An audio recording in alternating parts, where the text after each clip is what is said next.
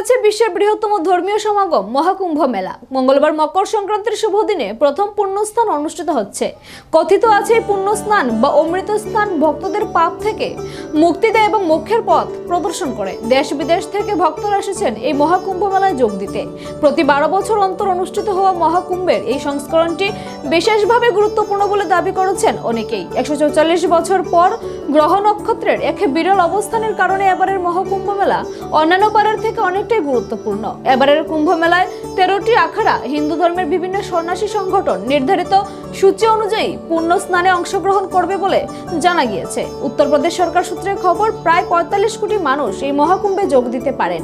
মেলা 13 জানুয়ারি শুরু হয়েছে এবং 26 ফেব্রুয়ারি মহাশিবরাত্রির দিনে শেষ হবে। মেলাকে সব দিক থেকে সুরক্ষিত রাখতে বেশ কিছুদিন আগেই প্রস্তুতি শেষ করেছে উত্তরপ্রদেশ সরকার। প্রস্তুতি খতিয়ে দেখছেন খোদ উত্তরপ্রদেশের মুখ্যমন্ত্রী যোগী আদিত্যনাথ। মেলা চলাকালীন নিরাপত্তা নিশ্চিত করতে 7 স্তরের নিরাপত্তা ব্যবস্থা গ্রহণ করেছে পুলিশ। কোটি কোটি ভক্তের গতিবিধি রাখতে পুলিশ অত্যাধুনিক প্রযুক্তির সাহায্য নিয়েছে। 2700 কিমি বুদ্ধিমত্তা সম্পূর্ণ ক্যামেরা বসানো হয়েছে এই মেলায়।